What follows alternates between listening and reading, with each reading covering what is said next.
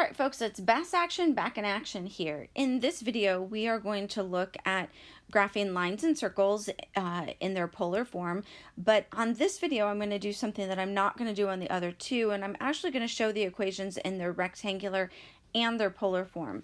Won't be doing that in the other videos because they don't really have traditional rectangular forms, but these ones do, and it'll help us understand it a little bit better, I think.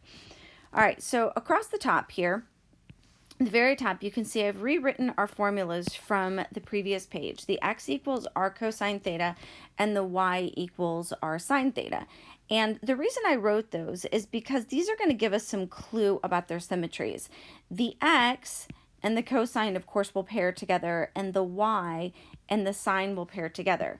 So when we're looking at an equation, and if we see a cosine or a sine, that's going to give us some type of a clue as the type of symmetry it's going to have, and also how to graph it. We want to be able to find some good patterns in these so that we don't have to make t-charts and things like that, and it'll just make it more efficient. So let's take a look at lines, all right? So on our lines, we're going to look at three types of lines. This, of course, does not include all the lines in the world, but we're going to look at three types. The first one we're going to look at is a line that passes through pole, okay? So if I have a line passing through pole, that means that its y-intercept is 0. So this right here could represent an equation for a line passing through pole. This radical 3 can be rewritten as a tangent 60. So if instead of thinking of it as a radical 3x, I thought of it as tangent 60x, these are the same equation, and this piece here gives us the clue as to how we would write it in the polar form.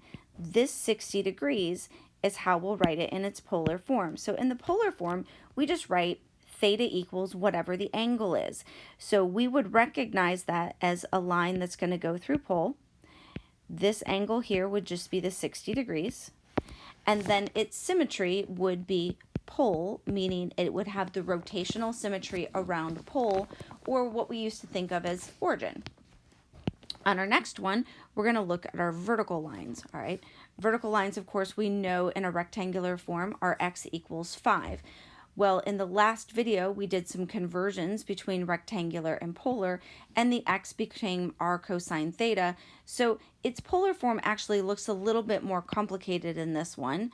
But as I just mentioned, that cosine is a clue that we're going to do something with the x. So sure enough, it is a vertical line, that x. So this would be a nice vertical line, x equals 5. And that would just shift over 5, and its symmetry would be the polar axis, what we used to think of as the x-axis. And then we, of course, would have our vertical or our horizontal line. Okay, so we've got our nice horizontal lines here. We're familiar with that being a y equals 7. From the previous video, the y converted to r sine theta. So when we graph this one in its polar form, we're just going to think, oh, it's shifted up a 7, and its symmetry is going to be pi over 2, what we used to think of as the y-axis. Now, our circles are going to be a little bit different here. So on our circles, we're going to look at three different types of circles. We also looked at these in the previous videos, okay, and they're in terms of their equations. The first one we're going to look at is a circle that has a center at pole or origin. You can still think origin. X squared plus y squared equals 16. And we would recognize this from our geometry days as a circle with a radius of 4. And sure enough, in its polar form, that's exactly what it looks like. Okay, we just say r being really effectively our radius, is 4. So that 4 right here is this one. So it is simply a 4 there. Now, in terms of symmetry, a circle with a center at pole or origin has all types of symmetry. It has rotational symmetry around pole, it has polar axis symmetry, and it has symmetry along the line pi over 2. The next ones we're going to look at are circles that are tangent to a particular axis. So when we think tangent to the y-axis, what we're really thinking is shifted along the polar axis, okay? So if it's tangent to the y, it's been shifted horizontally. Now, the reason why that's important for us to recognize is that if it's this cosine here, is going to give us a clue about our ultimate symmetry of our polar axis. Remember I said the cosine is going to be related to our x, and that's going to give us our clue there. The 14 tells us how much it's been shifted over, and then half of it tells us where the center, or in also essence the radius of the circle is. So we're used to looking at it like this, and in this form it would have been a little harder for us to graph. We would have typically tried to get this into completing the square into a nice standard form to find that it had been shifted horizontally. But now this new form is going to let us recognize this is a circle and know that this is just our radius. The same thing is going to be true if we're tangent to our x-axis. So if we're tangent to our x, that means we've shifted along the line pi over 2. And again, I gave you those two equations. So this sign right here is going to give us our clue that our symmetry is along the line pi over 2. That 10 tells us that we've shifted up 10, and then half of that is going to tell us that our radius is 5. So to some extent, this is about just, you could say it's memorizing, but it's getting comfortable with these forms, because you're not going to want to we're going to have a whole bunch more, and you're not going to want to have to make a big T-chart.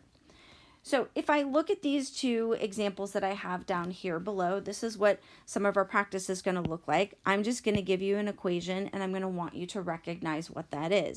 So this first one, r sine theta equals -6, I want you to recognize that this is the pattern for a horizontal line. And since it's negative, that means my horizontal line is going to be down 6. So 1, 2, 3, 4, 5, 6, and then I'm just going to draw a nice horizontal line through that. And that's our line. The next one, and I included these two because I feel like these two look very, very similar. Our sine theta equals -6 feels a lot like this r equals -6 cosine theta. The key is where the r is on both sides. So on this second one, what we want to recognize is that this one is for the equation for a circle. The cosine tells us that it's going to be shifted along the polar axis. And the 6 tells us that it's going to be the diameter. And the negative tells us it's going to go in the negative direction. So we're going to shift along the polar axis, but we're going to go in the left direction. So I'm going to count off my diameter of 6. 1, 2, 3, 4, 5, 6. That means that my center is at a -3. And then this one is sometimes a little bit hard to draw. I find that the circles of the polar graph sometimes make these a little bit difficult for us, but I'm having a pretty good day. That's a pretty decent circle for me on a polar grid. So that would be our circle that's tangent to the pi over 2 axis, but has been shifted along the polar axis.